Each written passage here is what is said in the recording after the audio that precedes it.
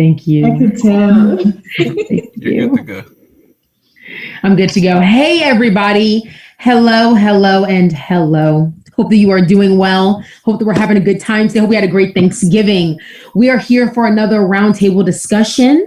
Today, we're going to be talking about the Black experience. So we're going to have a great conversation because we got some great people here. So first things first, I'm Amani. I'm going to be your host today, your host and your moderator. I'm a VCU alumna. I graduated in May. I graduated with a degree in communications, and now I'm living in DC. So I miss VCU though. I want to go back to school. Anywho, I'm going to go ahead and let everybody introduce themselves and we can get started soon. Hey, I'm Akira. I'm the president of Black Minds Matter, and I'm a double major in African American Studies and Psychology. Hi, my name is Takila. I'm the treasurer of Black Minds Matter. I'm a senior majoring in psychology and pre-nursing.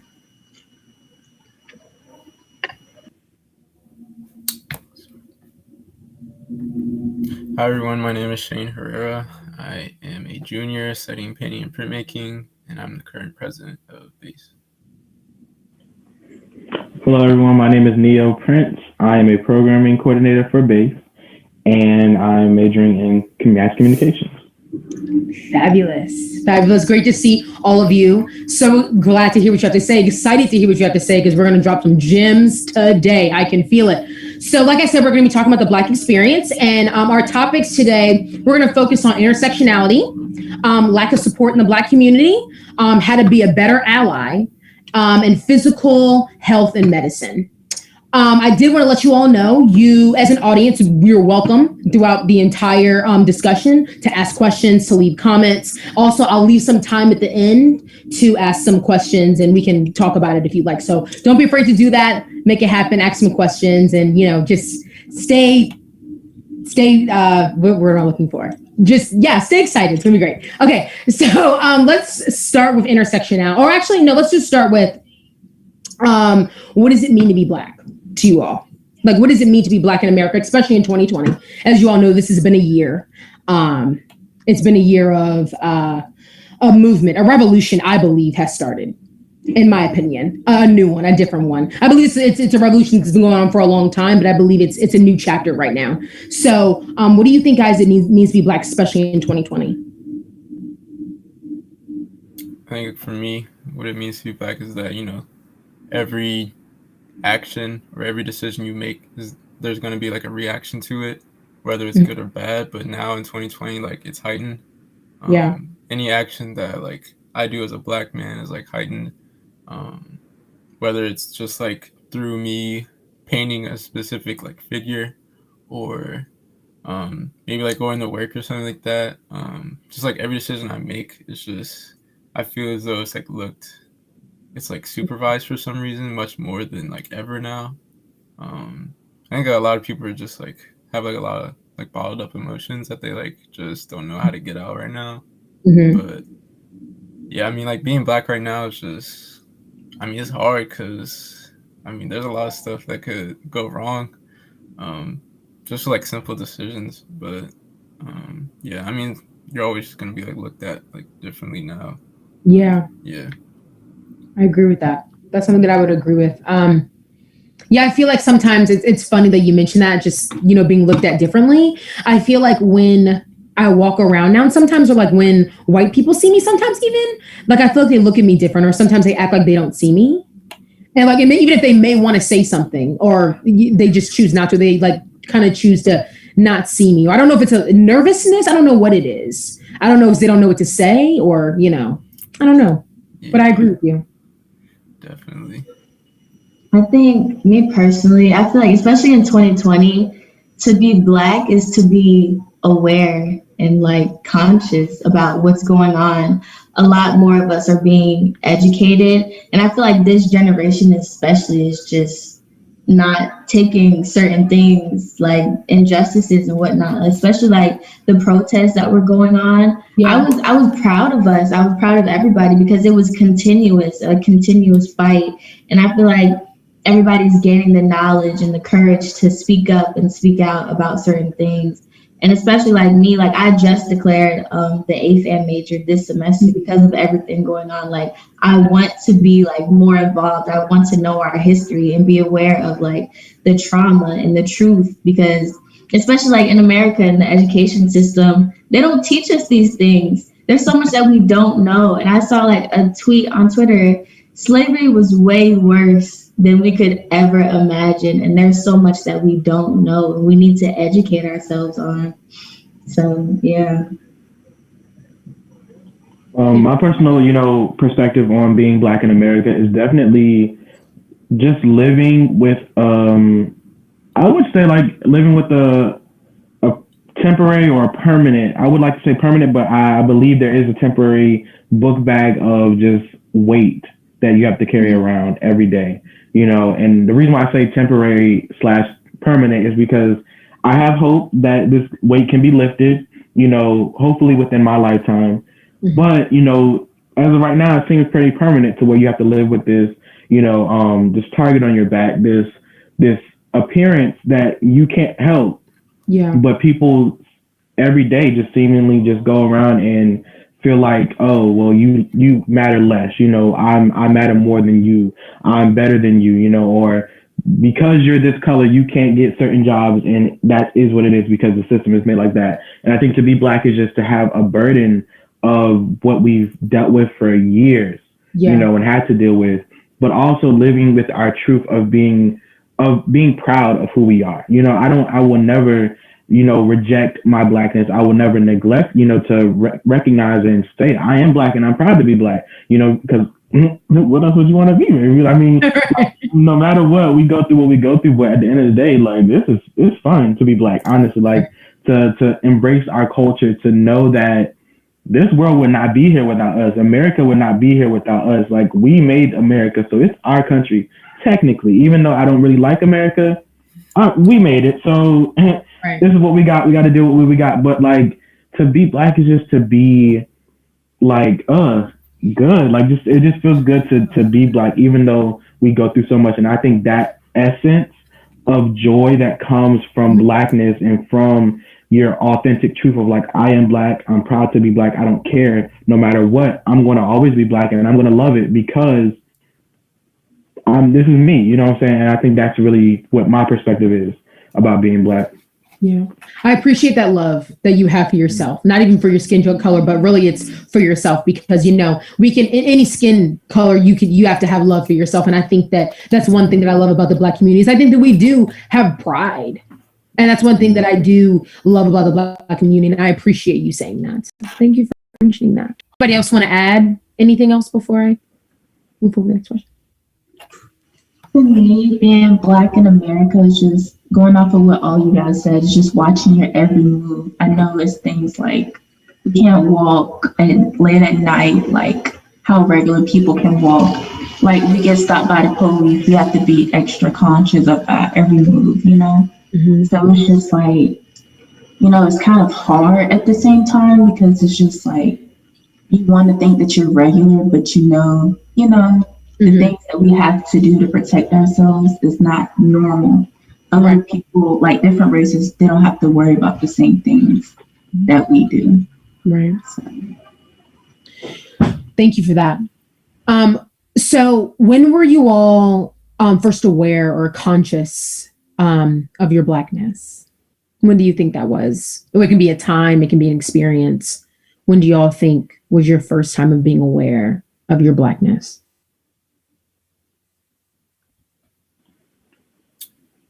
For me, I feel like, okay, I've always thought about this question. That's why I'm the one that wanted to ask it. But I really think about it often to where I'm like, when did I ever first start to realize like, okay, this is skin color is different. It's not like some people that I may see, but it's significant. It has some deeper meaning than what I know. And I think it was a gradual thing.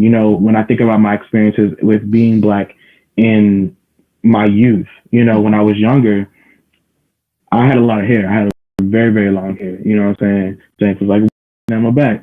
But, I had very long hair. And when I was in kindergarten, I used to get bullied. In that time period, you think about it, it's like 2004-ish, 2005. And I used to get bullied for having long hair because it was like, oh, you're a girl, da, da, da, da, this, that, and the third, because I went to an all white Christian private school. But I survived. But I ended up asking my mom to cut my hair off because I just didn't want it anymore. I didn't want to have to deal with that. And I wouldn't say that was the time that I knew, but I would definitely say that was something that gradually led up to the buildup of like feeling like, okay, this me being this color and not looking like everyone else means something. It's deeper than what I think it is. I don't know because I'm not educated like that. And having that kind of frame of mind as a kindergartner compared to now is just like, ooh. But I think definitely closer in my middle school days, I definitely was more and more aware, but high school was definitely where I was like hyper aware that, okay, I'm Black and there's a lot more than meets the eye, and I'm getting educated on those different things without, throughout school and stuff. Mm-hmm. Like for me, it was also kind of in middle school. Mm-hmm. I grew up in the all white elementary school setting. And it was a very drastic change going from an all white elementary school to a super duper Black middle school. And I think the moment for me was the Trayvon Martin case, actually. I remember watching it on the news with my family, sitting in my mom's bed. And I remember when, the results came in and hearing not guilty. It was in that moment, we all just started bawling, and then it kind of hit me there's a difference. They're really killing us because of our skin color. They're killing us because this color of our skin is a weapon to them. And I think, especially as someone I have a lot of siblings, and Trayvon looked like my brother. So it's at that point, I was going through life when will it be me? When will it be, one of my siblings? So I think in that moment, it was just, I'm Black. This is the reality. So definitely. I understand the feeling of the fear a little bit. I understand. I get that 100%. Yeah. And that's actually, I would say that's even, it's more recent for me. I guess I haven't, because I definitely grew up in a white community. I grew up in Glen Allen, Virginia, Henrico County. So and it's 5 minutes from Trump land over in Hanover. So, I grew up, around a lot of white people, but I would say my experience, I guess, of realizing my Blackness. I mean, I guess I knew the color of my skin, but I guess a deeper impression that I got was actually not too long ago. I was in college when I was babysitting two younger white girls, and I was bathing one of them, and she looked at my skin and she said, "Why are you so much darker than me?" And for the first, and the thing is, it's crazy because I wasn't necessarily offended, but I guess it was just, that's when I realized that no, this is real. I'm always going to be looked at as different, especially when it comes to a white woman or a white man. I'm always going to be looked at as different, and it just more shocked me than it did offended me. If that makes sense. Does that make sense? Yeah, it just shocked me, and I guess that's the real true experience. Because it starts so young. It was more of my shock is that she's 3. She was 3 years old, and she just she noticed wow, you look different from me. She was why is your hand so dark? Is actually what she said was dark. So, Anywho, I'm sorry. Shane, did you want to share? No, yeah, but for me, it was I would say it was elementary school. It was pre-K actually, because I went to all white private school all 14 years. It was just all white people.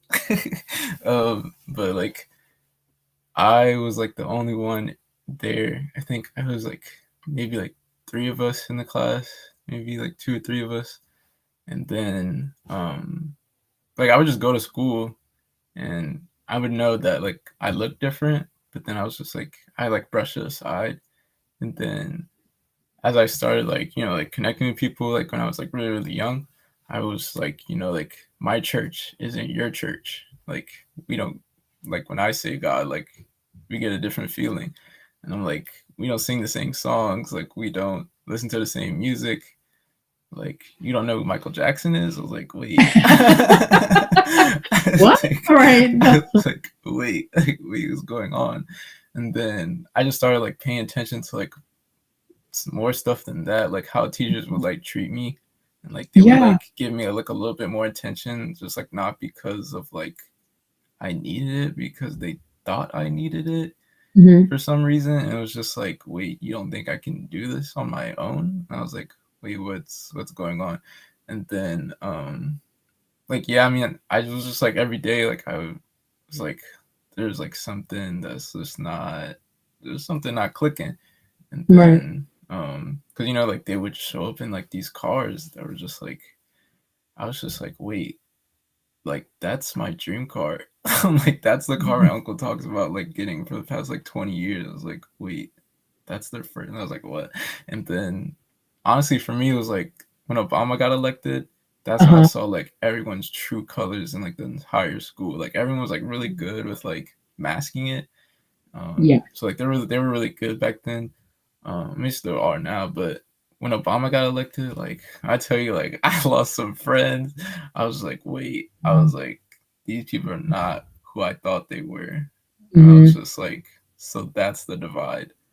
Yeah. Because I was like, I didn't really talk that much as a kid. Like even right now, like if I told myself like in middle school, like I'd be sitting here like right now, like talking like this, like I'd probably like run away or something. But like I didn't like talk to like anybody really.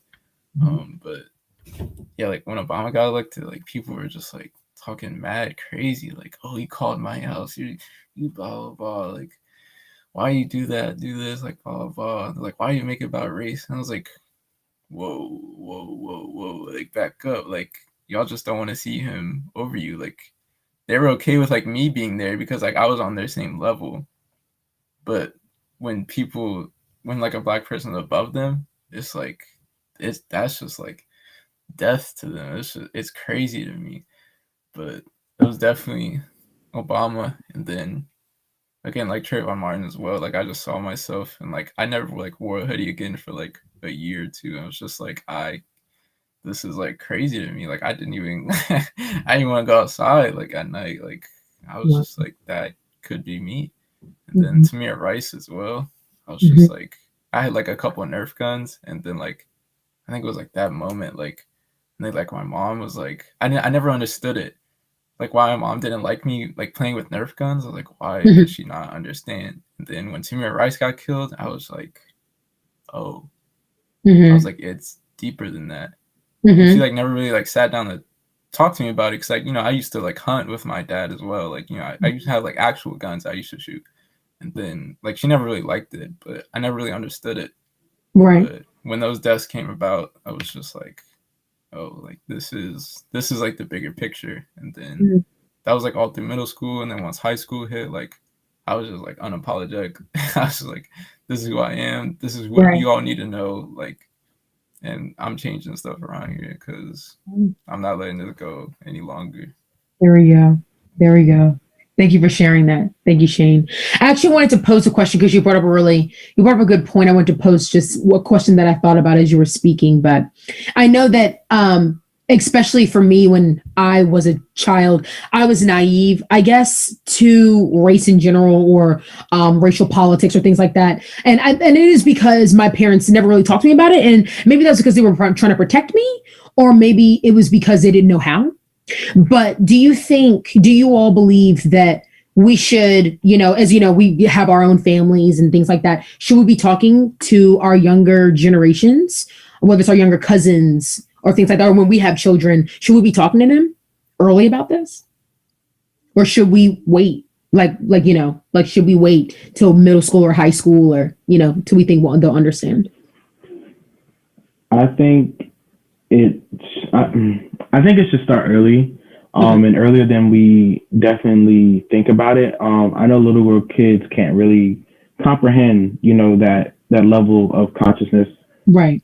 there, but I definitely feel like small things gradually can help you to understand that. And I break it down into the sense of like sex education, for instance.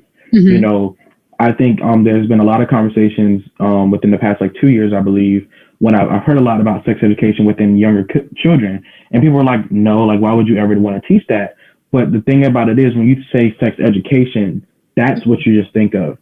What Right. they're talking about, when you look deeper, people don't read things. They look at the headline and then be like, no, they don't read the article. And when you read it for what it's worth, when you talk about it for littler kids, you talk about personal space. You talk about, the zones of where you should not be touching, or, uncomfortability or secrets. And so you'll talk about those things, and that'll help them to understand what it means, rather than talking about the deep and the biological things. You don't have to talk about that until middle school, because you can understand it better. And when I think about, being Black, you have to discuss that early, because they're going to see that. And kids now are definitely waking up in different positions to where they're seeing stuff on TV. Chadwick Boseman passed away. Yeah. A lot of children hurt by that, because first Black superhero that you actually really see mainstream. There were some other ones that aren't really as mainstream, but he's really the first one, and he's such a big influence. Explaining death to a child is very hard. You know what I'm saying? But if you break it down, well, why was he so significant?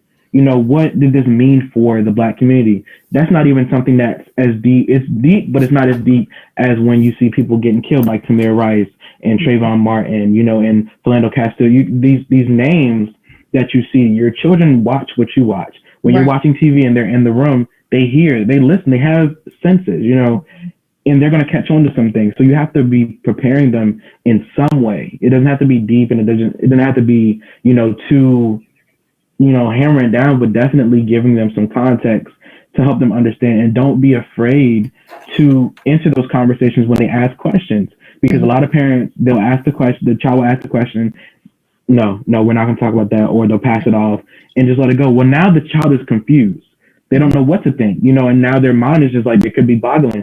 They might go look stuff up. These children are getting smarter the younger that they are because of electronics. They be typing like, who knows what? They be finding stuff. They know how to break into an iPad. You know what I'm saying? It's not hard for them to go on Safari and type in a name that they heard on TV, the best that they can mimic it. And most likely Siri is going to put it right in the right way, because that's how spell check works. So I'd rather, if it was my child, I would be able to explain it to them than the world explain it to them, because headlines and news stories are not that, cautious with that. They'll just say this person was killed, this person was murdered, this is how it happened. There's podcasts out there with true crime. They talk about some really deep stuff. A child can easily go on Spotify when they're going to look for the Trolls soundtrack and stumble across that by accident and start hearing stuff, and they're like, oh my, like, what is this, So I think it's important that they got to talk about it. I'm sorry, I talked long. Thank you. Just to add off of what Nia was saying, at first I was just like, I don't think we should talk to elementary schoolers about very deep stuff. I think we just should keep it to Black empowerment and just letting them know that they're beautiful the way they are. Then maybe in 8th grade, we can talk about how your life is just not worth a white person's life. I just want to keep that going on. And the question of where I was conscious of my Blackness, I agree, my parents never really talked to me about it. And they're not familiar with racism in America because they're immigrants. They came from Jamaica. So I learned about racism or stuff like that through Instagram. So I remember seeing Sandra Bland and that whole news story just on my Instagram timeline, because I used to follow a lot of Black accounts. And I was 13, looking at pictures of this dead woman. And it's just oh, okay. Yeah, so I do think what Neo said about the electronics and how kids are just overly exposed to stuff like that. But I just can't. It's just hard, and it was also disheartening to see over the summer when parents would take their little babies 5 years old, 6 years old to these protests in the streets. And I'm why are you taking they should be watching Elmo. Why are they out here protesting for their right. They look so confused. They're just like, they look scared. Like they should not be here.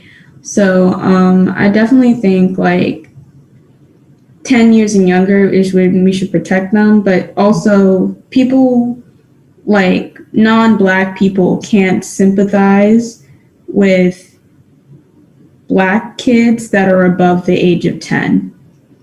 They're just like, oh, like if they see a little like 5-year-old baby, it's like, oh, I can sympathize. They're not aggressive yet. Right. So it's just kind of like this whole thing about letting your kids know. But I would definitely rather talk to my kids than let social media tell them what they are. So I agree with that 100%. Yeah. And just like you said in the beginning, Winston, sharing love with them in the beginning when they're young, just reminding them to love themselves, love the skin that they're in, no matter what, if anybody says anything to you, you know, reminding them that they should love themselves and even the people around them too.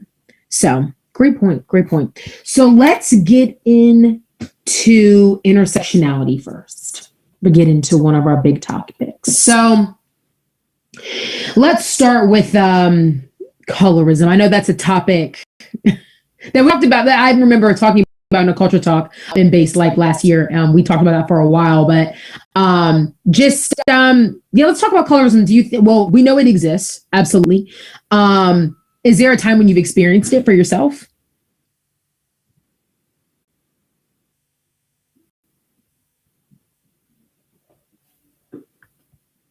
I would have to say that, as I mentioned before, both my parents are from Jamaica. Mm-hmm. So I dealt with colorism before I dealt with racism. Okay. It's just like, ooh, I'm putting my business out there, but like the only reason like my mother married my dad was because he was light skinned. Well, part of the bigger, I would say like 65% of the reason. And it was weird because my great grandmother only liked me because I was lighter than my mom.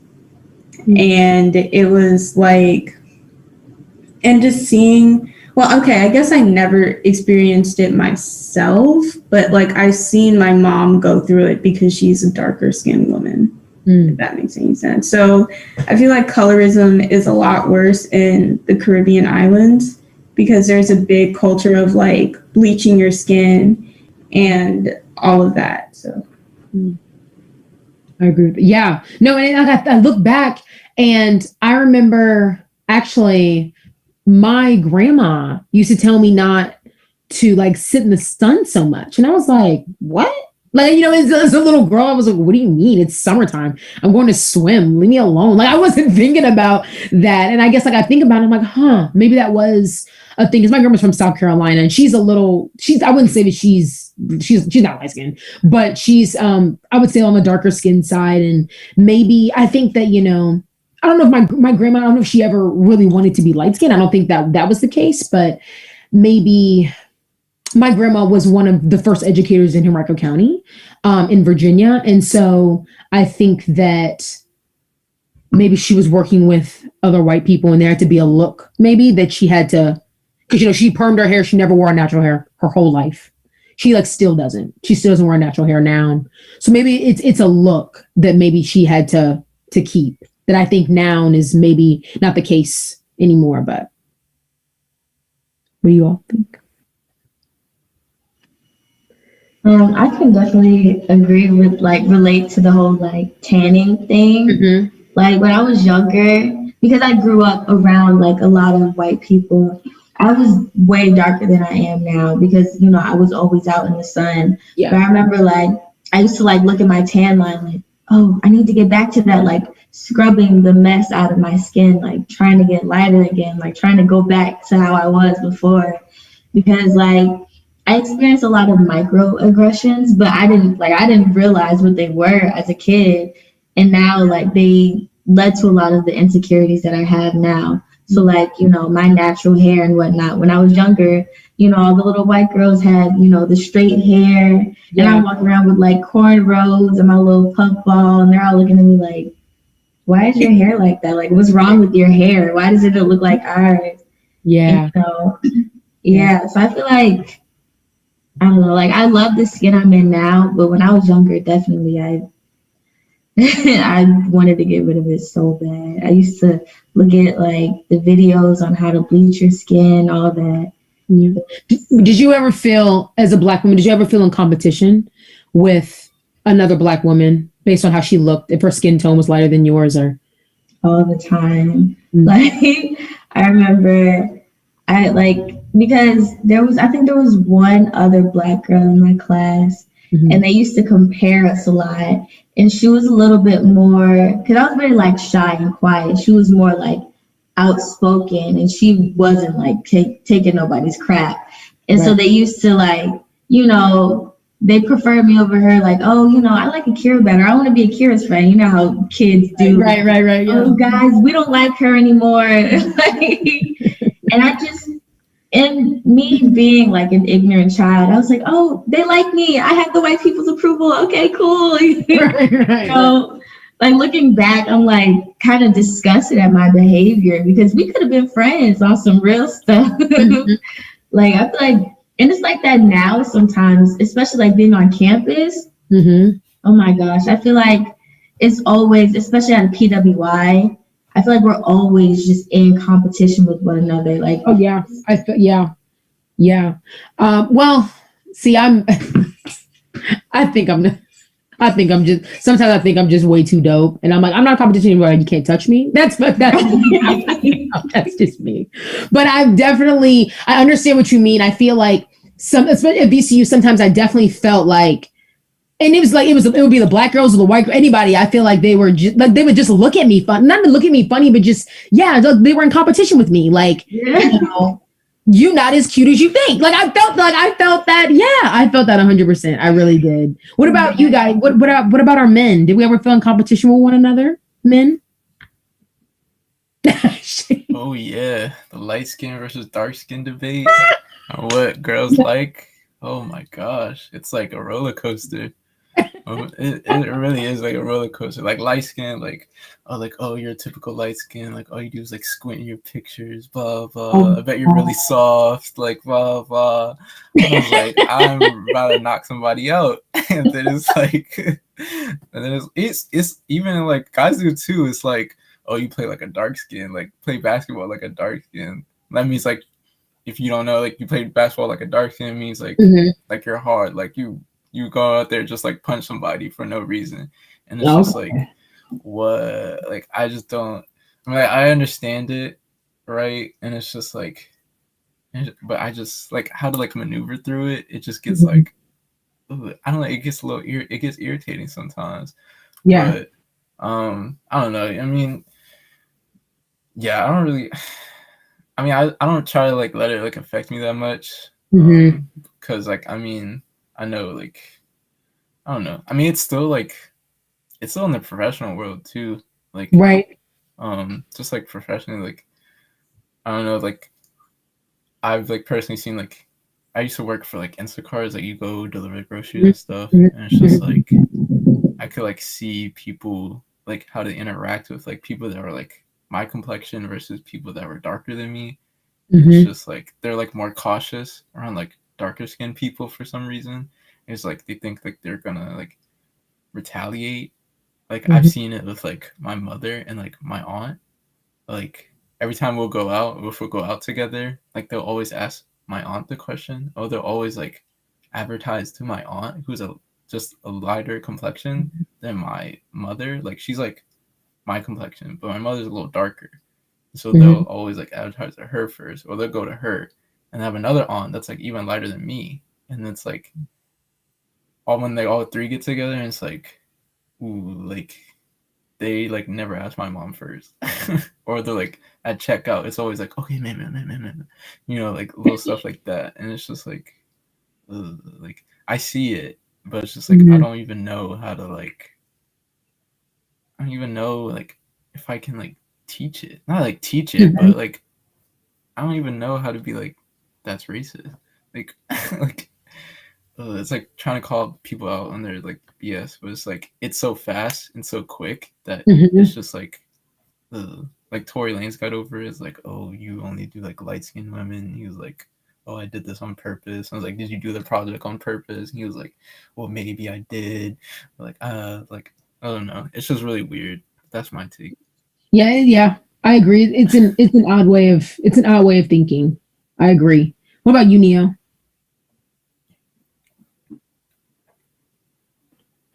I couldn't find a mute button. I think for me, I think it's just like, okay, so my skin, it's this is weird.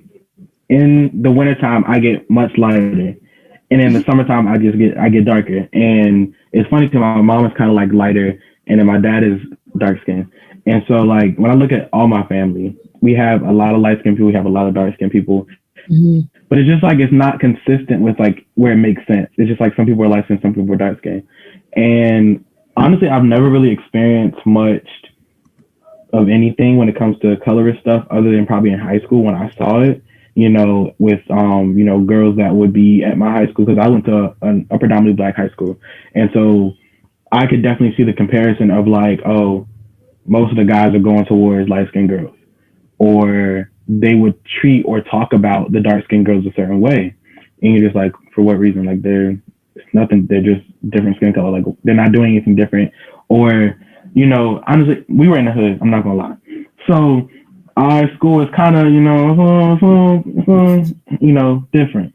So I don't like using ghetto, but we were a little different, But when it comes to some, like, I'm not gonna lie and say that everyone was, hood in a way, because a lot of people were, and you do what you do to get around and survive, and that just is what it is. But you could definitely see the comparison in how the dark skinned girls and light skinned girls were treated, because also they would be like, oh, she dark skinned, she could fight. She light skinned, she can't fight. You know what I'm saying? And they were like the fights. Oh my god, like people already knew the outcome before it happened, and it's like dang. And like I'm just like, where does it come from? Like where does this battle come from? And I'm like, where do we even get these issues of colorism? And I learned more about like the history of it, and the history of colorism is really like it's deep, but I just can't figure out why in this day and age do we still continue to have the same issues if we're trying to reach unity. We're just trying to reach a common goal.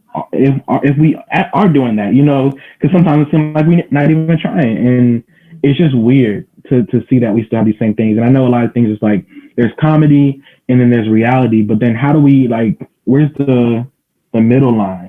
Because sometimes people get offended if you say so. Like with the light skin, dark skin with guys, it could be like the PS4 and the Xbox One.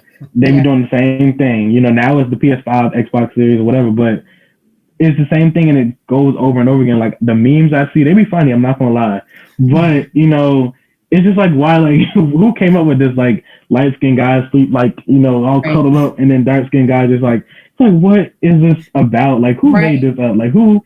Sat there and who be taking the pictures? That's what I really want to know. And who's taking these people pictures like that?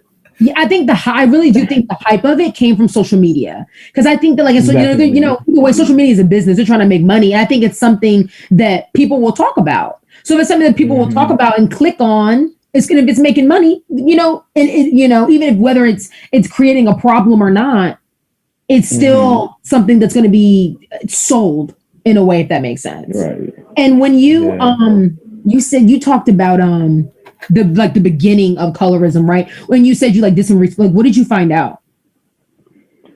With like where it's so it's really messed up.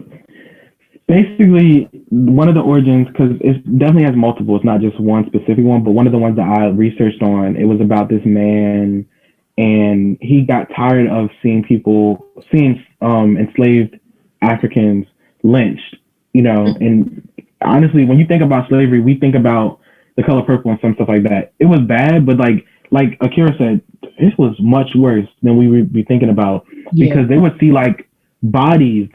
White people wake up, come outside drinking whatever they drink, bodies just hanging, from trees, and multiple, not just one, multiple around, and just like, dang, like a lot of people died.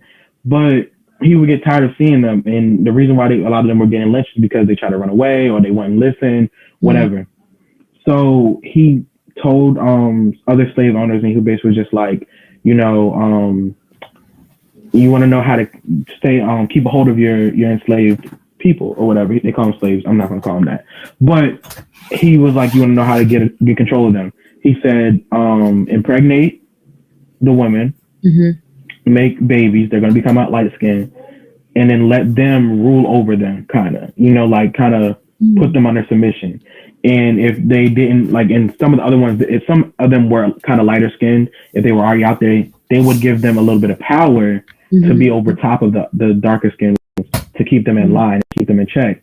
And that's kind of how it's a lot more that they did. I just don't want to get into it, but it definitely was like, it was sick. And it's like, that's why we continue to have the divides that we have. Like when you see these old stuff, it's always the lighter skin because their fathers or sometimes mothers were master and the wife, you know what I'm saying? And dealing with that and thinking about that is just like, you have hatred towards these white people that are enslaving you. And now you have hatred towards some of your own, they could be your sibling, they could be your daughter, your son, whatever. And it's just going to be continuing because they're lighter skinned and they can't help it. They didn't ask to be born. You know what I'm saying? It was kind of like a forced situation. So it just sucks. It's a crazy divide. Like, it's just, I just feel like there's always, when it comes to Black communities, there always seems to be this division all the time. Like I feel like, since the beginning, literally, like for instance, literally back in slavery times when I took a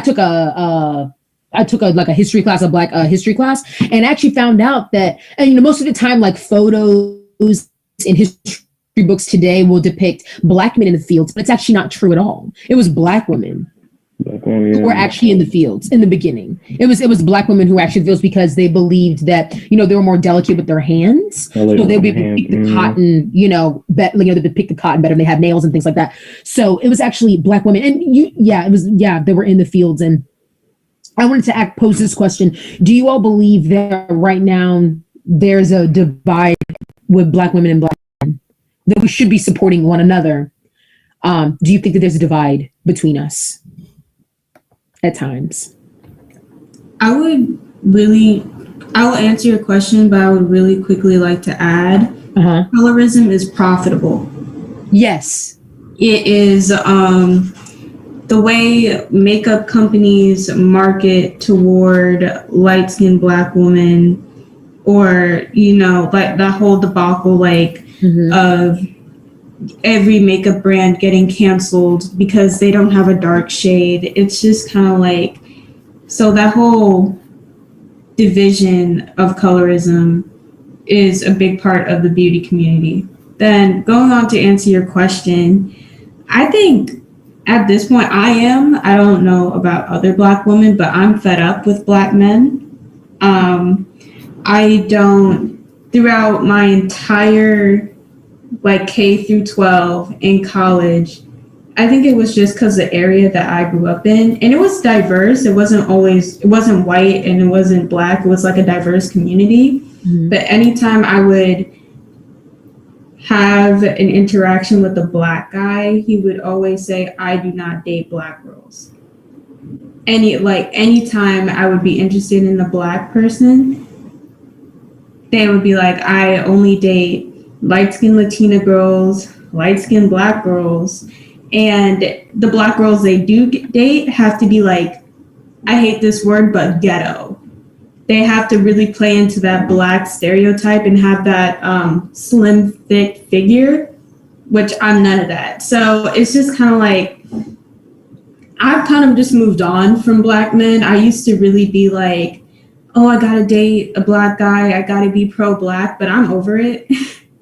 Black guys don't love me, so I'm just like, all right, I'm just gonna keep it moving because I need love, and I'm not gonna find it in this community, so I'm just gonna keep pushing. So,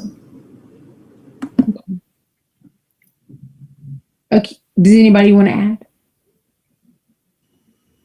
I feel like, especially now, I feel the exact same way.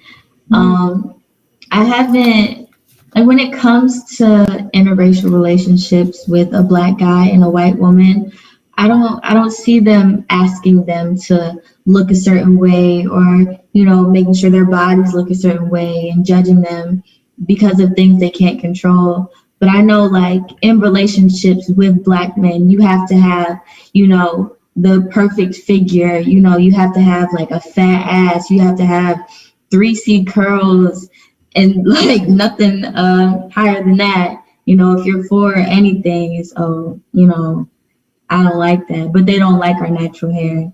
They don't like the wigs. They like I just feel like in the black man's eyes, we're never enough. And it just doesn't make sense to me how you can come from a black woman and just hate other black women. You have sisters, you have cousins, you have aunts, and you're still like the hatred is just crazy to me.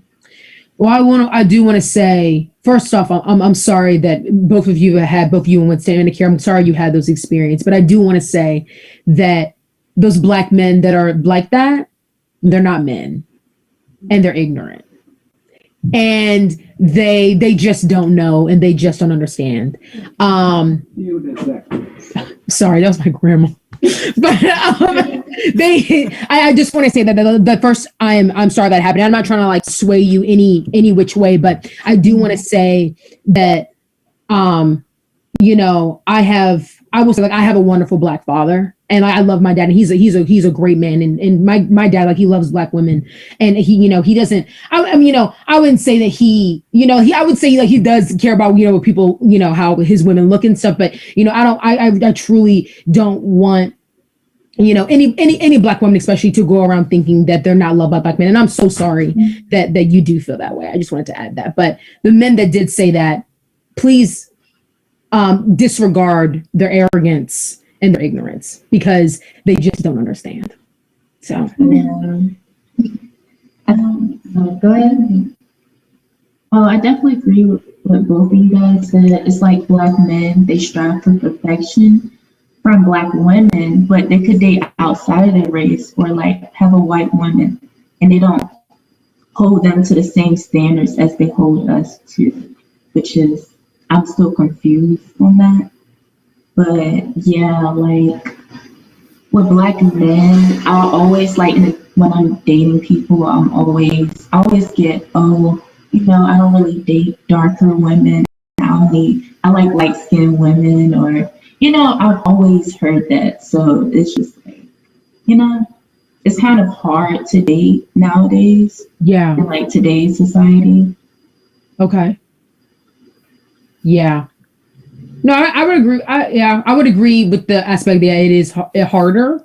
It is harder, especially, you know, when you're looking for a certain type of man. I agree. I would agree with that. Neo, Shane, do you want to add? First of all, I would like to say I am sorry as well to all the women on this, you know, that have dealt with those those those beings. I don't know what they are, but they're beings in society that, you know, I don't know if they should be here like that. Anyway, but yeah, black women, I just feel like y'all don't get enough praise and appreciation for who y'all are and what y'all do. And that's just unfair, you know. It's saddening to hear that a lot of black men do that. And I've experienced that myself, of like hearing that from them. And I'm just like, yeah, I'm going to leave. And you figure that out for yourself. Because I just don't like being around people that feel that way. Like, it's just like, that's stupid for you to even come around your mouth and say that. And I get it with some of them, because I do have to think, and I'm like, okay, where did you grow up in? What's your perspective? Because a lot of these that black men that grow up in predominantly white neighborhoods that may have been a lot more fortunate might have only had white women around them, and that's their experience, and that's what they're attracted to because of that kind of brainwashing, I want to call it. But when you don't experience, you know, other people and other races, you know, I don't like to see things as like, oh, I'm going to decide who I want to be with or who I pursue based on their race, because I think also we have to kind of get out of that.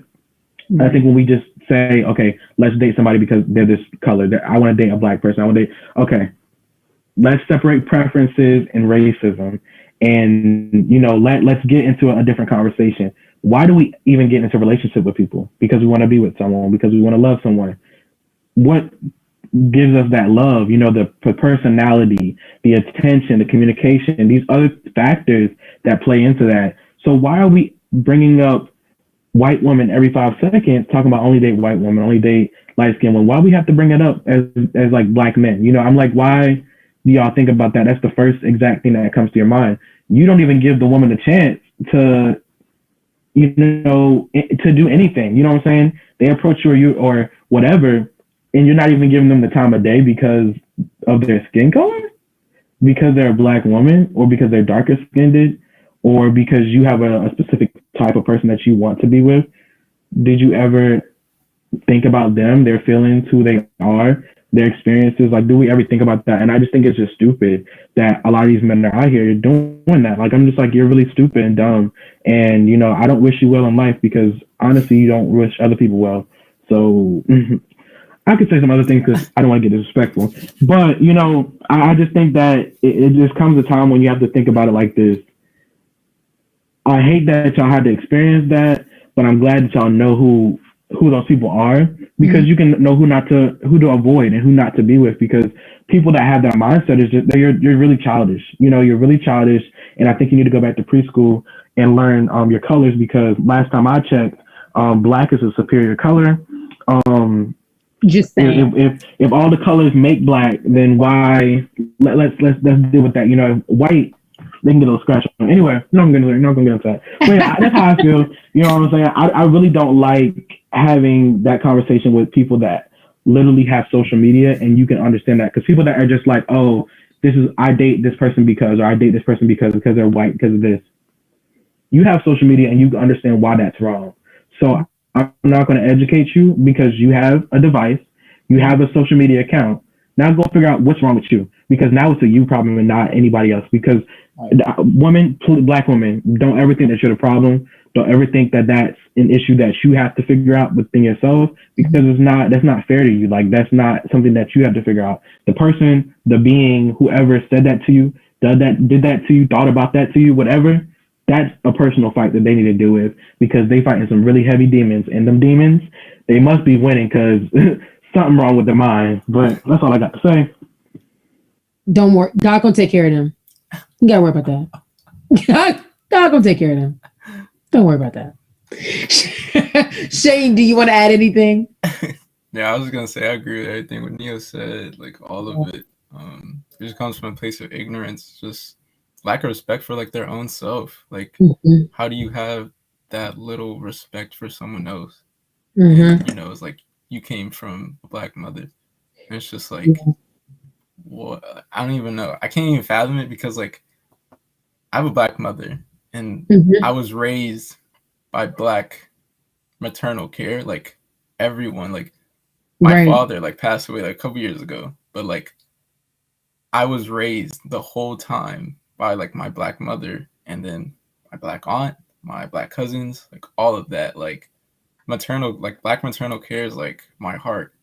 Like, I will drop everything. I will drop like any and everything for them, like on the heart, like drop of a hat. Like, I'm gonna be there, because I mean, they showed me the way, and it's just like it's like, I don't know, like if you don't experience it, like if you don't experience like a black mother's love, like you just won't understand. Right. So, like, it's kind of hard for me to see like other people not even have that respect, like not even have that kind of like attitudes towards like black women. And it's just like, you don't appreciate them. It's like, what are you talking about? And it's like, it's hard too, because like sometimes like I've literally experienced like people come up to me and like, like I grew up around them, and they're like much older than me. They're like probably like their 50s or 60s or something. And I was like getting ready to go off of college, and then like this black woman told me to like, she was like, "Do you have a girlfriend?" And I was like, "No." He was like, "Oh," she's like, "Okay, make sure you come back with them like lighter than you." And I was like, she was like, "Oh, I'm just playing. I was like, Were you? so like, I was like, "You're not." I was like, "Get out of my face!" Like, I was like, "Are you kidding me?" Like there are people that still like think about that. Like, and a lot of people like in my family is like in my family, like older generations, like they like black men only got with lighter skinned women for that specific reason, or lighter skinned women only got with darker skinned men for like that reason, or even they just turn to white women or like white men. for like that specific reason, it's just like, ooh, like, do y'all not see that? Like, because I can see it, and it's just like, it was just really odd to me. But I understand that like my experience with Black women isn't everyone else's. Like, that's what like frustrated me like in the first half of like my life, was just like, you don't see it. But then it's like I had to learn that like not everyone experienced like the mother that I experienced. Like everyone didn't experience like the aunts and the cousins that were always there for me like I did. And it's just like, I don't want to give them a pass, because like Neo said, like, we're like, you can immerse yourself in all this information like by yourself. Like it is not that hard to understand things. So like, I'm not gonna give you a pass, but like you need to get it together like now, because it is like, if you haven't seen history yet, like it doesn't end well. Like you got to protect your own. Like I'm sorry, but I'm protecting Black men, like Black men and Black women, especially Black women, with all that I have. Because like, look, ain't no like disrespect to anybody else, but like, that's all me. Like that's me. We in apocalypse mode. They not coming to my house. Look. The white people are over there. They got you. They got you. They'll take care of you. You know. Look, and I don't even care. I don't even feel bad at all. I do not feel bad at all. You need some help? I got you. Come on. Like I don't feel bad. I don't feel bad at all. You shouldn't.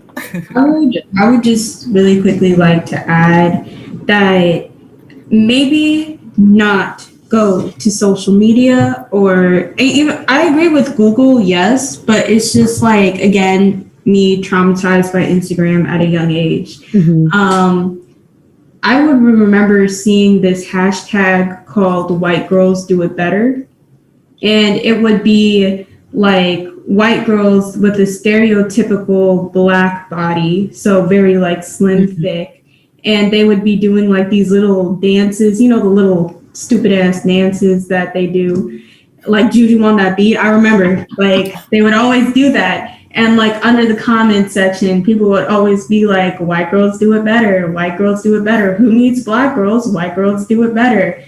Like, we don't need Black girls anymore. White girls are getting an ass. So it's just like, I don't, that's just like very hurtful, because like the beauty standard in the Black community has always been someone that's a bit more full figured.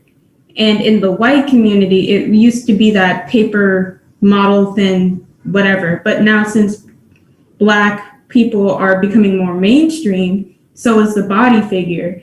So it's just like,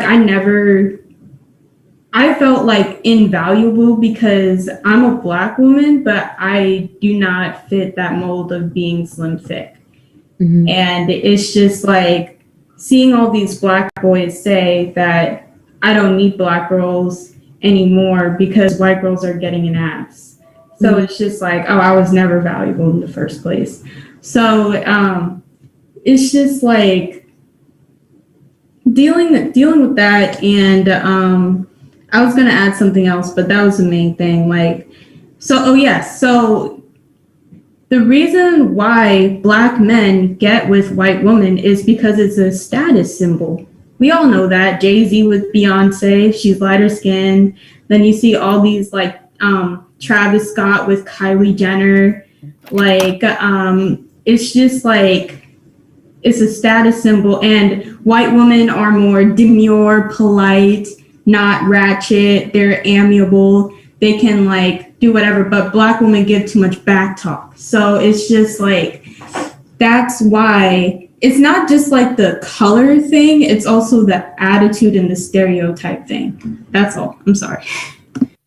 For sharing. Sorry, it was on mute. Sorry, I said thank you for sharing, Winston. I appreciate it. And I did want to add, you are valuable. So don't listen to that. Oh, you're welcome, sweetheart. So I have one more, like just for intersectionality, we have one more I think I want to touch on. We'll touch on it really quick. So we were talking about also like lack of respect when it comes to Black women. And I definitely think that when in the in the Black community, there is, as we know, there's some homophobia in the Black community. And there's definitely I would say, especially, and this is more so, I would agree when it comes to older generations, there's definitely a lack of respect when it comes to homophone, when it comes to, people, when it comes to sorry, I'm looking for LGBT. at the tip of my tongue. LGBTQ. Thank you. Sorry. It's like at the tip of my tongue. Yes. When it comes to that, and I think it's something that maybe they don't want to accept, maybe what it is. I'm not really sure, but like, let's talk about it. What do you all think needs to change? What needs to be done? People just need to respect other people. Yeah. I just feel like it's stupid. It really just boggles my mind that like people could be so worried. Right. Excuse my French, but they could be so worried about somebody else's. I'm not gonna say it. Somebody else's sex life. I just feel like it's real funny. I'm like, it'd be, especially guys. I'm like, wow, you're really worried about somebody else's. I'm trying not to say because I don't know my mama's watching right now. But you're really that worried about somebody else's sex life, and I'm like, wow, like and you can't respect people too. Like it's like being disrespectful to somebody else and how they want to live. Like let them live their life because you're not living it. Like how is it affecting you? How is it causing you discomfort? Like if it's causing you that much discomfort, maybe you need to check out and just go ahead and leave the premises or do something different because. Like why? Like why are you so worried? Like and it's funny to me. I'm like, wow, people really be so uncomfortable. Like, do you think you're that good looking that somebody may want you, even if they, like people be boosting their own ego up just to think that dang, like it's like that. And I'm like, wow, like that's really crazy. And I just feel like when you get disrespectful with it, like it's something different when it's just like knowing being solidified in your own sexuality is important. And I think when you're not really that solidified in it, that's where the homophobia comes in. And I've had a conversation with my friends that are like, in the LGBT community, and they were like, yeah, when people really just be the most homophobic are probably like the most homosexual people out there. You know what I'm saying? Because they are denying their own sexuality, and denying that fluidity. And I think when you think about sexuality, it definitely is on a spectrum because honestly, people really, when you like someone in a specific way, you like them because of who they are, their personality, how they make you feel, your friends, all that. And I think it just comes to part when people get uncomfortable when showing affection in any way. You know what I'm saying? Like it gets the hypermasculinity. There we go. Mm-hmm. That is really toxic masculinity. It's really weird because I'm just like, you can't even tell your friend that you love them because you're so worried about being seen as gay. Like what? Mm-hmm. To tell somebody that I love you to be safe? What? Yeah. That makes no sense. It's like as common, like you care about somebody, you love this person. Of course you love them. They know how you love them. So why are you being so insecure with your own self? Like what do you have to hide? And why do you feel this way? And I just think it's like really weird. And the reason why I hate when people do that is just because like, why? Like, why are people so caught up in somebody else's world that you are really that bothered within yourself? I think that's just weird. Because there's a lack of self acceptance that is in this world in general. Definitely. Mm-hmm. Anybody else want to add to that? I would say that first off, I'm bisexual. And I'm also thinking that I'm gender fluid, hence why I go by Winston. Mm-hmm. But it's just like, from my perspective, it just comes down to this idea of trying to be like white people and following what they're doing. Because like there was a big movement in like the 70s and like 60s of just being as respectable, quote unquote, as possible. Mm-hmm. So that means like having the ideal family unit, the nuclear family unit, having that all set up. So being like queer or anything deviant mm-hmm. is like just another thing against you. So, and it's also like what Nia was saying about hypermasculinity. It's just like Black kids need to perform they need to be tough, like, and being gay or queer is just like not a part of that narrative of being like Mr. Macho Man. Right. So it's just I think religion has a really big part in it, because I grew up very religious, and it's just like the church helps a lot of people out in the community, but queer people. And it's just like that whole thing. Anyway, I'm just rambling, but it's just, I think it comes down to Black people trying to perform like white people, where the homophobia started. And I think that like needs to end. So.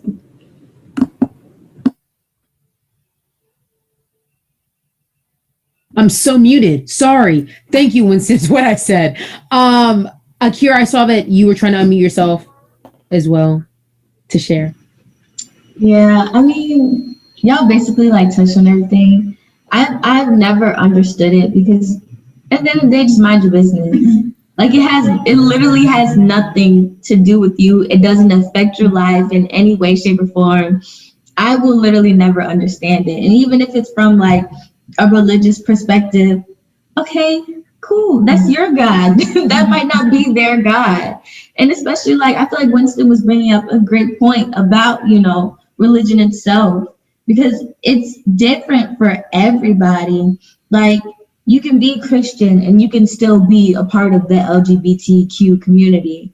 But I feel like, and this is the reason why, like, I personally have like stepped away from like religion, and I'm more of like a spiritual kind of person now, because there's so much like hypocrisy. Like, y'all want to judge people for that one sin. They want to focus on homophobia so bad, but there's so much like pedophilia. That's such a big thing in the Black community, and people, they ignore that, but y'all want to focus on who somebody else is loving. Like, it'll never make sense to me. Thank you, Akira. Oh, Shinka. Yeah, I was about to say, but What did you? Neo.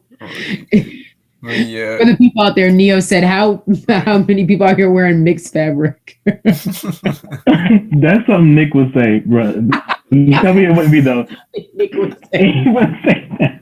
He is so irritated. Oh my gosh. Anyways, go ahead, Shane. It's so funny. Yeah, but I would say, like, I grew up really religious too. So, like, I mean, I've like seen it in the church where like someone would come in like dressed a certain way, or like they'll walk in and they'll be like, "Ooh, I think he's a little gay," or "I think she's a little gay," and it's just like, I was like, what are your 10 commandments? Because like I know what I follow. I'm like, oh, love thy neighbor. Oh yeah, right. So like, do you read that or do you just go across? Mm-hmm. Like, it is like, I mean, I've literally seen it, and it's just like, why are you like? They will open their mouth up for that, like to talk about someone else before they'll open their mouth up to talk about someone else's success, and it's just like why, like, you're on oxygen right now, like you shouldn't even be talking that much anyway. Like, I'm sorry, but like, you need to go ahead. Like, why are you like trying to waste your breath talking like that? Like, it is too much. Like, I just can't. Like, you you gotta go somewhere else. Like, you really came down here just to talk about that. But no, honestly, like, it's just a real thing. Like, I've seen like why do you have so much energy to talk about someone else's life and like lifestyle? I'm like, get yourself together first and then come talk about someone else. Like, please. Like, it has nothing. And I hear like the arguments like, oh, there ain't gonna be no more babies left. I'm like, when has there ever been a time where the world population has been going down? I was like, are you that scared? Right. And I hope they didn't say that in 2020, because babies are popping out left and right. Literally. I'm like, weren't you born in like, they were just popping them out left and right. Like what are you talking about? Like when have you ever experienced anything Lord like have mercy. Can I just add some right quick? that? Go ahead, please. The LGBTQ community be saving these babies because they adopt them from people that can't take care of them themselves. So y'all want to talk about babies, like, you know, they're saving them. That's no problem. They never will be. Like, I would also just like to highlight, I know we're talking about like sexuality, but I also want to bring gender into this, like trans women and trans men, because like I feel just like I remember having a conversation. I'm really outing my family, but I remember having a conversation with my dad on the way home from church, surprisingly, and like I. Oh, anyway, and he was saying to me, he was like, you know what? I could probably get behind all of this like homosexuality business, but I can never understand the transgender foolishness. And I was just like, you know, those silent car rides where it's just like, I don't know what to say. But it's just kind of like getting, I don't know where like the single mind viewpoint just like came from so strong, where anything outside of straight and black and male is automatically demonized.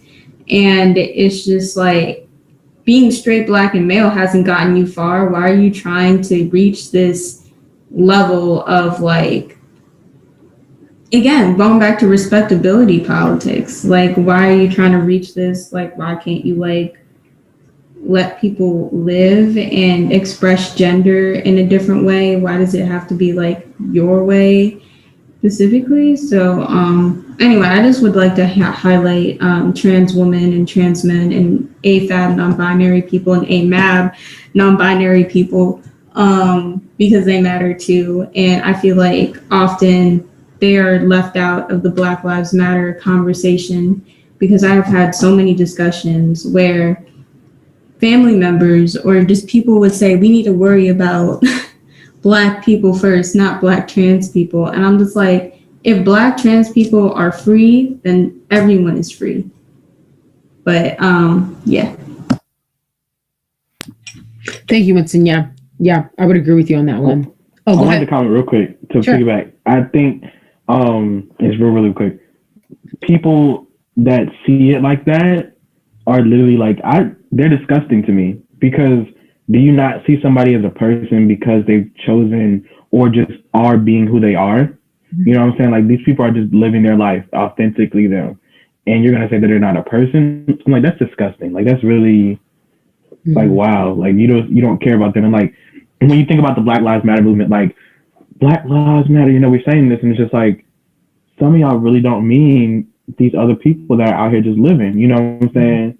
That's deadly. You know what I'm saying? Like, when we're in war with stuff like this, and you're literally excluding a lot of people that are out here doing this, probably excluding yourself because you're insecure. Let's not go there. Thank you, dear. So you guys, we're gonna move on to lack of support in the Black community. First being, we're going to talk about Black businesses, Black student organizations. We can just kind of put them all together. But in terms of like Black businesses and Black student organizations, there does, especially when it comes to a PWI, or if you're in a certain community, especially if Black people are in a certain community with a predominantly white presence, there is usually a lack of support. Why do you think that is? And by the way, when I'm saying a lack of support, I mean a lack of support from the Black community. Should have that. Yeah, like me and Nia like always have this conversation, and just like in general about like businesses and like stuff like that. It's just like, why do, like, you know, like when people like open up their own business, like people are silent and like they never want to show out, but it's like, oh, you get that job, and then people are like, oh, you're working for somebody else? Like, that's great. It's just like, what? But when it comes to like black businesses and like black organizations and stuff, there's always just like competition amongst people for like literally no reason at all. And it's just like I don't understand it. Like I really don't understand it. Like I really don't. It's like why do you not want to see other people succeed? Like why do you not, like, if you're not centered around one thing, like why even like there are other people that can help you do this. Like, you know what I mean? Like you don't have to do it all on your own. Like as far as like support, and it's just like Black Lives Matter, we scream that, but then like it's like, okay, like what? This is part of my black life. Like Right. this is me. Like this is what I'm doing, and it's like support me then. Like if you're gonna say it, support. If you're gonna say it, then do it. And like this isn't just like a hashtag. Like I'm sorry, but like this isn't just like one post on your page that you can do. Like this isn't just something that you can throw in your box and say, oh, I did. Like this is continuous. Like I'm gonna support people like until the day I die. But like there's always just this competition. It's like really unhealthy. It's like really toxic because it just leads to like separation, and then like unity is just like out the door. It's like why even do it? I agree with that, Shane. I was going to say, I think that's the lack of action that I think people are truly willing to take. And some of it may be bound in laziness. Some of it may be bound in not having, they don't believe they have the money to support them. Or some people believe in, I did my part already by going to march, or I did my part in doing this, but you know what I mean? So I think that there's just, I think there's some selfishness there, and there's, a lack of action and a lack of truly wanting to support the whole community. You know, it's like almost like picking and choosing, which is not right. So, okay, I'm gonna be cautious with my words, but I feel like it's a lot of performative activism, like especially throughout like the summer with all the protests and whatnot. I saw a lot of people posting, you know, Black Lives Matter, going to a protest, you know, flicking up at the protest like it's a photo shoot and stuff. And then, you know, come fall semester, you know, the protests have died down, but so much is still happening and everybody's silent. Like I thought, especially like with the Breonna Taylor case, I thought that would make some noise. Like, cause I know I was mad, I was infuriated. Like I was looking for like protests and stuff. Okay, like where's the action? Like y'all had all this energy throughout the summer, say her name, this, that, and the third, but there's still no justice, and y'all are silent. Like y'all aren't doing anything, y'all aren't saying anything. And especially like with Black orgs at VCU, the support is just like, I feel like I picked a PWI because, you know, I feel like, you know, the world is diverse, the work world is diverse, and also VC gave me their money. But I thought that, you know, just because I'm at a PWI doesn't mean that there can't be a sense of community here amongst like the Black students. But I'm not feeling that. Like it feels like y'all been saying, it feels like everybody's in competition trying to outdo each other. When if we work together, you know how successful we would be if we supported each other. Like, and I feel like everybody's after like the hype where the clout is at. And I don't like that. Like there's not enough people taking part in like the conversations that we're having now. They're not taking action within the community. And I'm not with it. I don't like that. Because everybody's all talk for social media, but they're not actually doing anything in real life. And it's just, it really bothers me because as Black students think, what are you doing? You know, you claim you're a part of certain orgs, you know, claim they're with the movement and with the stuff, but they're not actually doing anything. And it's disappointing, honestly. So. That's a good word for it. Yeah, disappointing. Thank you. I think it's really funny when I look at, you know, different organizations, and I look at different people out there, you know, being performative activists in their respects. And I see things and I think about it and I look at again, and it reminds me of like when I did YouTube, and I still do, but like I'm off right now. I'm in a hiatus, you know, I'm in hiding. But when I did YouTube, you know, I was really pushing the initiative for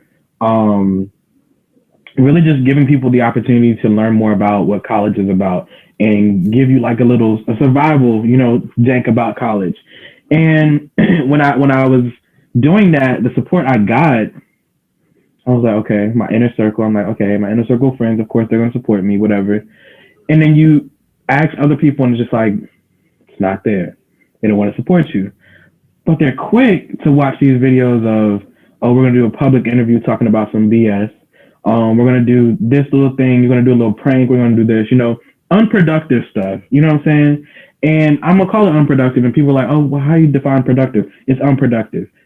Spreading drama, spreading extra BS, spreading more stuff for the media to say that, oh, this is why Black people are getting killed. That's what you're spreading. And when I look at when I started my mental health platform, I had a lot of help and assistance, especially from everybody on here.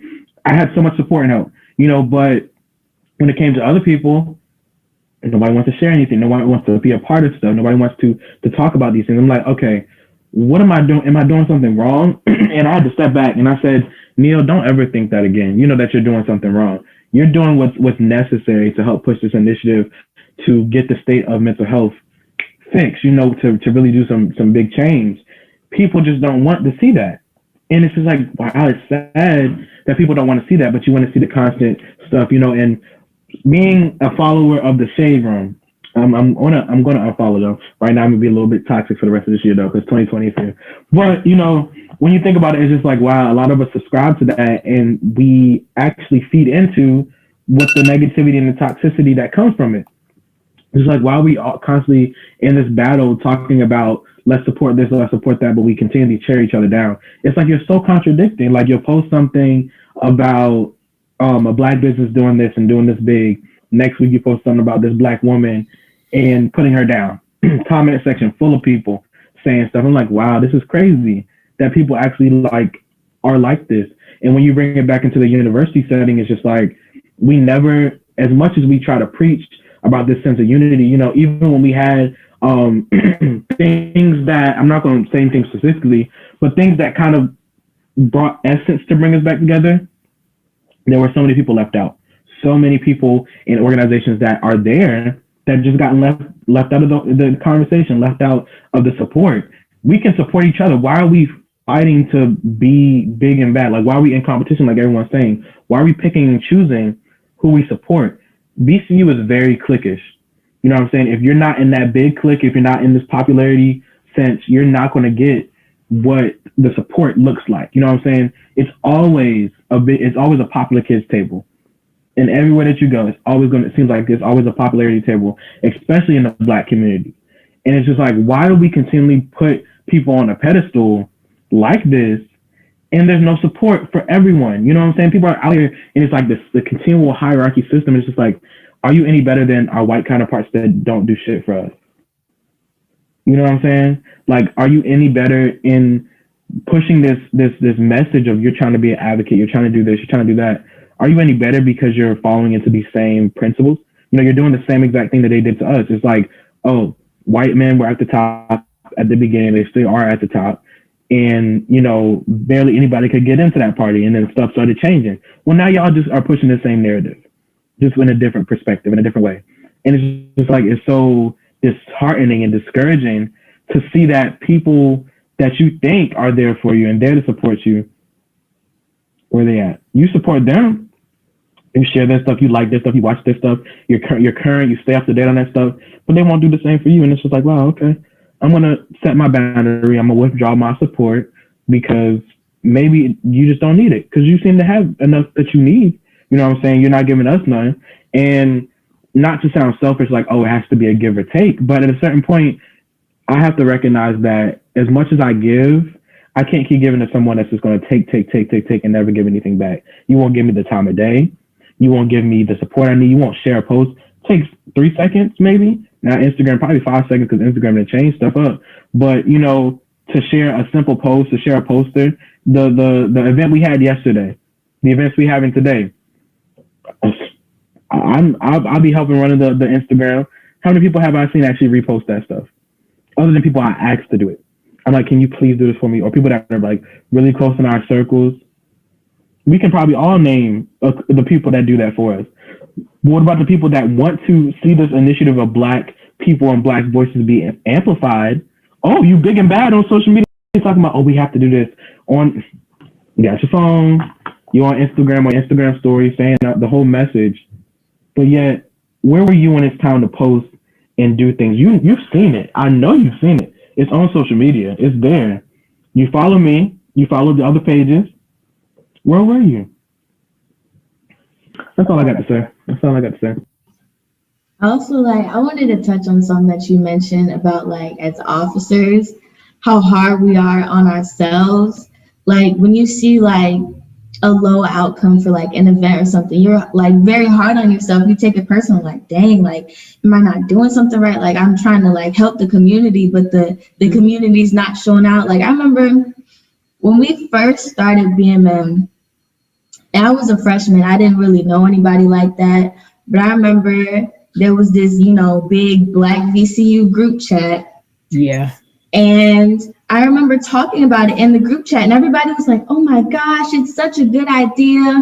I'm going to support. I'm here if you need anything, this, that, and the third. And I was like, okay, maybe I can do it, because I was, a little hesitant. Like, nobody knows me. I'm a freshman. It's not going to be as big.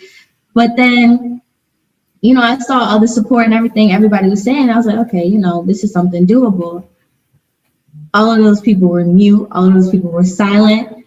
I'm not going to speak on a certain situation, but certain people attempted to help us, but ended up, making the situation worse and treated us as if like we were nothing, basically. Like, yeah. Just like we weren't going to speak out, we weren't going to say certain things. And I don't want to call nobody out, but it's just like, don't say that you're going to be there and that you're going to do something if you're not. It's just because all those people are silent, they're all mute. Nobody reached out. Like, I reached out to certain people, I didn't get a response. Like, it's just frustrating to me. Because it's like, it's not something that you're into, that's cool, that's fine, but don't say one thing and do another. That's my thing. 100%. Let me just say, I'm not going to sit here and I'm not going to brag or toot my own horn. But I loved the idea that they had of making this organization. And that's why y'all, they probably can attest, I'll be giving them praise all the time, because I love the organization. And I love the initiative. And when it gave me motivation to start my own, page during the summertime and stuff, when quarantine first started, actually. And even in doing that, I collaborated with them. You know what I'm saying? And that's not even a VCU centered jank. I did that on my own, and I reached out to them. I said, let's collaborate, let's do something. Because we got to recognize it can't be a competition. And I love that even through all what we did, and to say this is the reason why I'm saying this point. I don't think at any point in time I ever thought of it being a competition with them. Never in my mind did I ever feel like it was going to be a competition. I wanted to work with them. I wanted to do things and that's what we did. We did things. We made it work. Even though right now we're on a hush down because of stuff and the stress behind it, we still make it work. And this is B.A.S.E. We collaborating. The Concussion was something different. This is something different. It's just like, why can we not all do that? It's simple. And this is something that's very productive, you know what I'm saying? And it's helping a lot of people. So why can't we continue to do stuff like this? And honestly, at a certain point, I think, and how Akira had said and mentioned, when you have all this initial support of like, oh yeah, let's do it, and nobody comes out, the engagement is low, all these different things, you're just like, dang, like, what the heck? I'm like, F it. I'll take quality over quantity any day. Because the quality of people and the heart of people will definitely show with how they support you. And I'm fine with that. And I said, people will come when they come. And I hope that we have what they need and what they're looking for. Because some people aren't looking, but some people will say they'll support you and just be fake behind it and won't really have the best of intentions to that.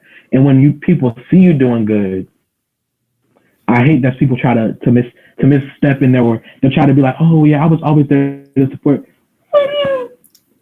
What's your name on that list? Because the list was very short, and I know all the names on the list. I don't recall. Do I know you? Have we met? because I hate when people step in like that and be like, oh, I was there, I supported.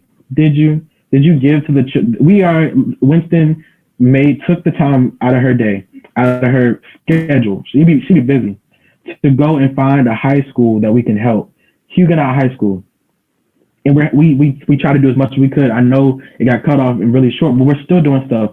We have a donation page designated towards them on our website to help them out, to get them art supplies for their art club. Those kids, it was sad after I left. I was truly kind of like sad. I was warm because it was like a good feeling, but it was very sad to see like how some of their perspectives are on life and getting to college and going further in life and making money and stuff. It's sad because it's a reality that they live in.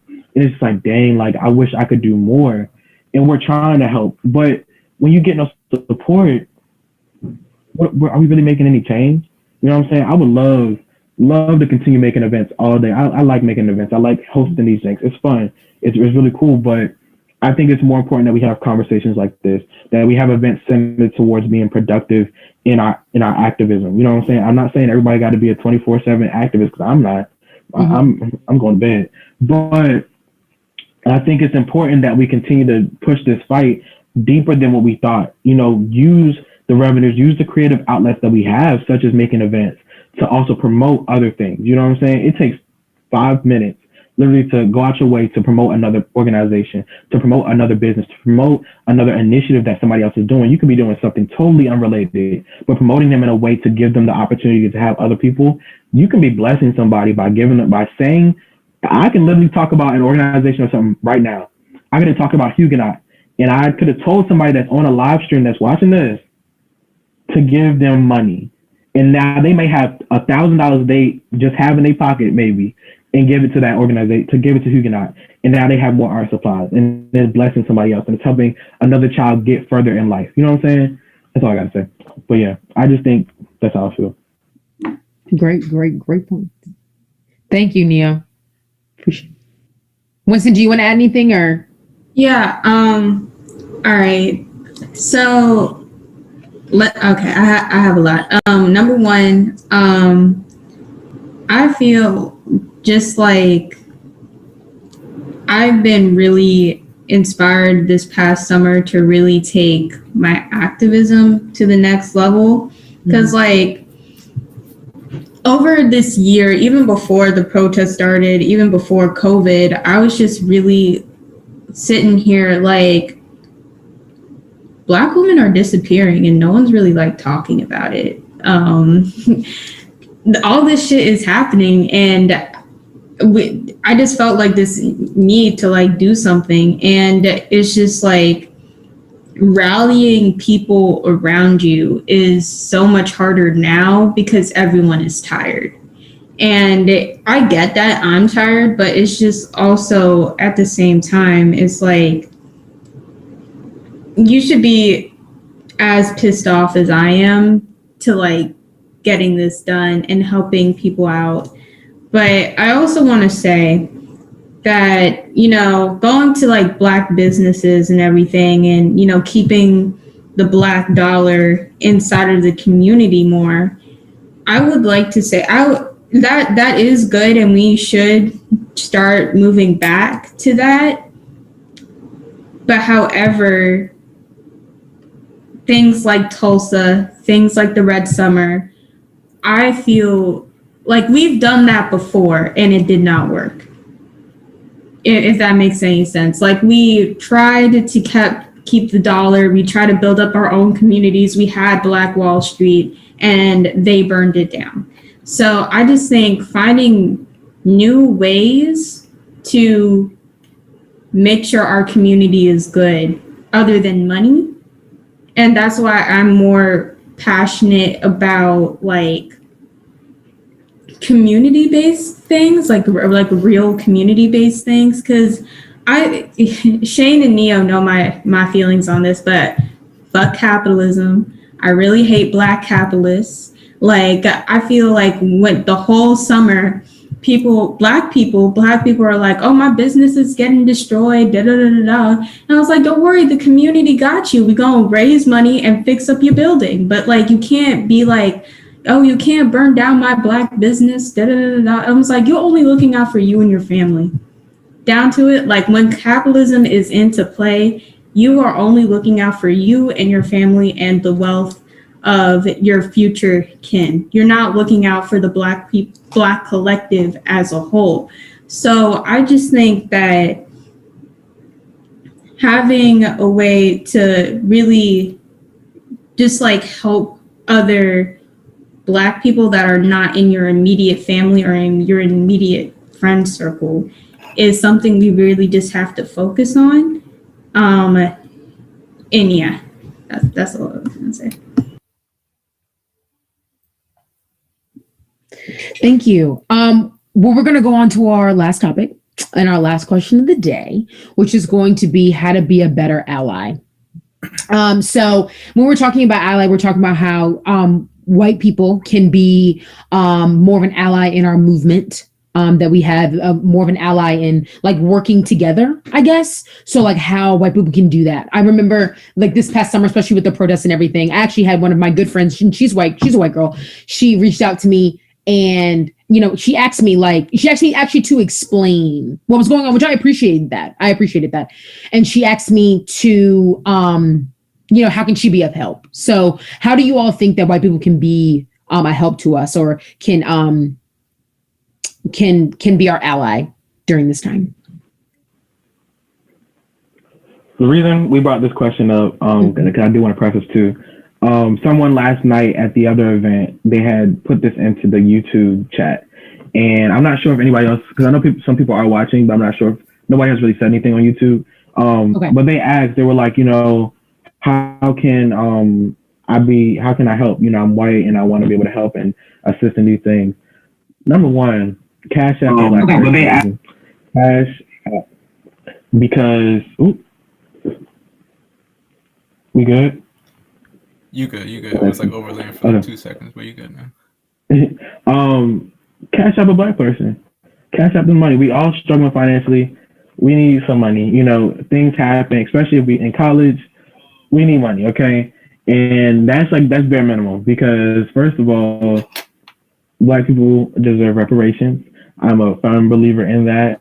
I'm not just in the sense of monetary reparations, but systemic change, systemic reformation, resources, all that. I believe in all that for black people, and that's how we can get to reparations. But that's a different conversation. Being active in conversations like this, actively wanting to search out and gain more perspective on black people. Stop seeing black people as a monolith. You know, we think some white people will think, oh, well, why do black people do this? They'll ask a regular black person, like say that somebody asked me that. I don't know. Don't ask me. I'm not the spokesperson for all black people. If I was, I'm not getting paid enough for it because God knows this bank account ain't showing the amount that I should be getting. But I think that's another way. But also being open to doing their own research. The internet is very vast. You can become a doctor on the internet. Not certified, don't go practicing that stuff like that little boy. But you know, you can learn all that stuff on the internet. There's textbooks out there. You buy textbooks off the internet. You can literally do whatever you need to do, learn them skills and be good. You can learn how to be a better ally. You can literally learn how to deal with your own white guilt and fragility. You know, there's books on that. There's education. There's so many different resources that white people have access to learn more about the black experience. They're never going to get the perspective because they're not black. They're never going to feel the pressure of being black, but they definitely can get damn close to understanding how we feel on a daily basis and how to be better in terms of their own everyday life. Because I think you can't just say, I want to choose today to be better and only do today that you want to be better. You got to live that. You got to live in this thing of constantly every day working to do better, working to make a black person's life better, because we struggle day to day. We have so much stress on us. And if you're not actively pursuing that, then don't ever speak on my name. Don't ever do that, because your ancestors are the reason we're here like this. You know, that's your fault. I can't say it's not your fault because it's them, you know, and maybe you weren't living during that time, but you definitely have some work to do to make sure that we're not going back in these times, that we're not staying stagnant in BS. Like, we can't be staying stagnant in the systemic racism and say, oh yeah, we know it's there, but we're not gonna really do nothing to fix it.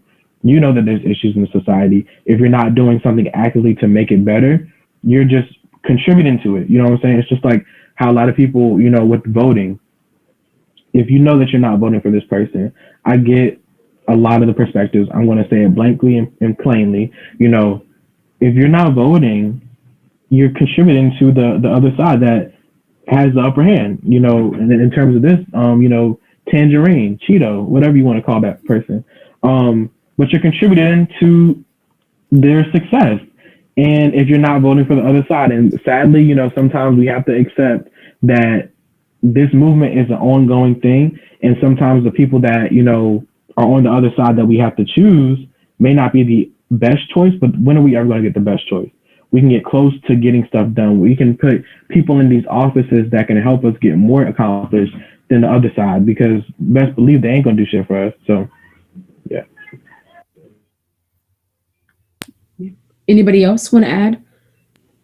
I feel like Neil like hit it on the mark with the whole like educating yourselves kind of thing, because I feel like if they were to educate themselves and then redistribute that knowledge within their own communities and their own families, then we would make more progress, because racism is taught. Like, they're literally like passing it down from generation to generation. And if you can like stop that, if you can educate these people, because a lot of them are just, you know, that's all they know, that's all they were taught. If you explain to them, you know, hey, you know, this is wrong because blank, blank, and blank, you should read this, that, and the third, and actually gain knowledge and actually understand what's going on in this country, then maybe they will be like more proactive. Like, I feel like it starts within their communities too. That's exactly what I was going to say. That if I had to say anything to have white people, what they can do for us, I would definitely say start in your community. And if somebody says something, there's a microaggression or says something about African American that you know is not right, tell them to stop doing it, you know, and correct it right then and there. I think that is what would help a lot. So I would agree with you. Great point. Shane or Winston, do either one of you want to add? Oh. Want to go? Oh, okay. Do you want to go? It doesn't matter. You can go. Okay. I was just gonna say, I really appreciated white people accepting, like, don't ask your black friends these questions, ask me, because they're tired right now. So I really appreciate white people just stepping up. It was like, if you have any questions about racism, don't ask your black friend, to ask me, was helpful, because like we constantly have to like explain our trauma to people all the time, and it's just like nice to have someone else come in and explain that for you, someone that has like done the research, acquired knowledge, and etc. And I also think that white people, yeah, like, you can ask your black friends, but also like look to professionals that study race and what they have to say about it. Because even though I'm black and I do have that firsthand experience, I am not an expert on race and race relations. Mm-hmm. So talking to like, I think his name was Dr. Kendi, or like someone that has a PhD in race, like you should read their books, you should talk to them, listen to them, because they studied it their entire life. So yeah, talking about that. And also I think just consistency as well, like having someone always show up and like also encourage you to keep going. Because really quick, like every Sunday at like 4 p.m. I go protesting outside of my church, and there's always this one white woman, I'm not going to name her name, but she's always there, and she's like always brings me water, and it's just like you got this, like I'm going to sit out here with you. And it's just like that support. Like we were talking about earlier on in the conversation of like performative activism, all you need to do is look around and see the black people around you and just ask how to help them. And like what Dave Chappelle said on Saturday Night Live, like tip a drug dealer. Like tip someone that you shouldn't, that doesn't quote unquote deserve your money, because like black people earlier on that got shot didn't deserve to die. So he was like making the, like, you should go watch the SNL short because he said that better than I did. But just like, just like what Neo said, like we have Cash App, we have Venmo a random black person. All you gotta do. But yeah, that was me. Thank you. Go ahead, Jim. Yeah, so for me, like I already said, like where I was like grew up around as far as like education and stuff, like I was the token black kid, and then like everybody else was also the token black kids. Like we were the, we represented everybody. But I always was like teaching someone something. So like now when I got to college, I was like, don't ask me. Like I don't have time to teach you. Like I don't have time to teach you anymore. Like if this doesn't anger you, then like if what's going on doesn't anger you, like or if you don't understand by now, like you just don't get it. Like there's nothing else for me to say. Like yeah, like I'm not gonna teach you anymore. But as far as like what you can do, like I like Winston's like consistency part. Just like and going back to like what everyone else has said about just like showing up. Mm-hmm. Like all of my friends and like people I knew like high school and stuff like that, they're all like posting these like Black Lives Matter posts and like doing all this stuff and like flooding their feed with it. I was like, oh, that's great. Like that's great. And it slowly started to die down. And it was just like, so you followed the hashtag, like you followed the hype.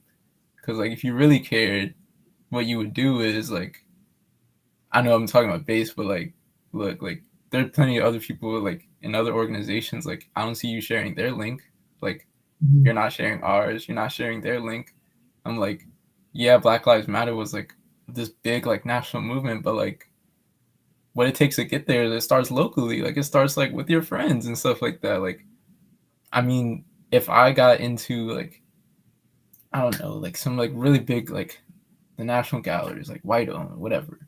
But if I got into like, if I just did something like really great in like this club and organization, like nobody's reposting my stuff, and it's just like why even like do that? Like put your money like where your mouth is. Not necessarily like your money, but like if you're gonna say you're gonna like support me, then like be there and like do it. But yeah, I'm gonna just say like consistency is all I ask, because like I don't know, like people still shy away from things that just say black, and it's just like, are you still like afraid? Like why are you scared? Because like the people are gonna unfollow you. Like I remember like this guy was singing like he was saying the N word in his song, like in his like snaps or something. Like I think it was like last year or the year before that or something like that. And like no one was like calling him out about it. And it was like the first time I had seen it, because I just don't even go on Snapchat anymore. And then I was like, whoa, whoa, whoa. And then so I DM'd him and I like messaged him and I was like, blah, blah, blah, blah. And he ended up blocking me. And then like all these people like found out that like it was me, and they were like, oh great, like I'm so glad you said that, like oh like we've seen it. And it's like I wish someone would say something. I'm like, you all have the power to say that. Like Right. you all can do that as well. And it's just like you all are still following him, like you all are still like there like around this person. It's just like you obviously don't care that much. Like you obviously don't care that, like you can tolerate it. And I think that's where a lot of like white people are, like in this like gray area, and they shouldn't be a gray area. But like to me, like if you're sitting there tolerating it, then you're on the other side. There really is no gray area. Like it's just there really is none. Like when it comes to racism, and it's just like if you can tolerate it, you're on the other side. You're not on my side. Like I don't need you in front of me. Like if you're gonna be an ally, like I don't need you in front of me. And like I'm sorry, but I'm not linking arms with you in the front either. Like, I'm linking arms with my black brother, my black sister. Like, I'm not linking arms with you like that. Like, get behind me. Like, if I fall, like, pick me up. But, like, if you want to support me like, from the back, because I don't need that. White people need to start calling out racism. It can't just be black people. It's just, again, just so dehumanizing and traumatizing, explaining to people why what they're doing is dehumanizing me. So I need white people to start being like, don't speak over, like Shane said, but if you see something wrong and you know it's wrong, call them out. And yeah, that's all. I definitely hear a rallying call. So I agree with that. Thank you guys so much for sharing. Thank you all so much for being here. Everyone that joined in today, thank you so much. Are there any other comments or any announcements, Neo or Shane or Winston or Kier, that you all want to talk about your organizations or at all? Anything you want to say? Anything coming up next, like in the future? For us, for B.A.S.E, today is our last day of the festival. Ooh, thank God. It's been very long, but it's over with. So we have our next event is not really an event, it's just an interview. I will be interviewing B.Love from last night. He was the feature poet. So I'll be on Instagram Live doing that. So if you want to check that out, just go to our B.A.S.E Instagram. It's B.A.S.E at BCU. So is our other social media sites. And the last event of the night, which is at 8:00, is our paint and sip / little closing ceremony from everything. Just doing those final thank yous, but also having a good time jamming out to some music by DJ Bobby D. So come out and join us for that. But today is the last day. And we want to thank everyone for being here and just being present and, actively just having this discussion. It was really good and refreshing. Thank you to Black Minds Matter. Thank you to Imani. Thank you so much for being here. We really appreciate all of you all. Anybody else want to say anything? No? All right. Thank you so much for watching, everyone. Y'all have a great evening. I hope you have a great holiday season because Thanksgiving's not done yet. At all. Never. Nope. That food's still in the fridge, so it ain't done. Oh, and I did want to shout out a Black business. These earrings right here are from Made with Melanin Co. Follow them on Instagram. It's literally Made with Melanin Co. Co. And aren't these cute? Aren't they so cute? Yeah. Okay. So I just wanted to shout them out. But yeah, go ahead. And if you ever want to, they can follow them on Instagram, or they have t-shirts, they have sweatshirts, they have they have jewelry, they have a lot of stuff. So check them out. But they're a Black owned business now. Also, buy stuff from the B.A.S.E Gallery website. Yeah. We got art up there, y'all. We got plenty of artwork. Go look at it if you haven't already. The gallery is up there. But you can also go through the artist profiles and see, specific artists that you might want to look at. My work is up there. Winston's work is up there. Shane's work is up there. So go look at that. Buy something if you are in a financial position to do so. If you're an ally, please I suggest you buy something. It'd be nice to support a Black business. Yeah. We appreciate you all. Yeah. Thank you so much. Thank y'all. Have a great evening.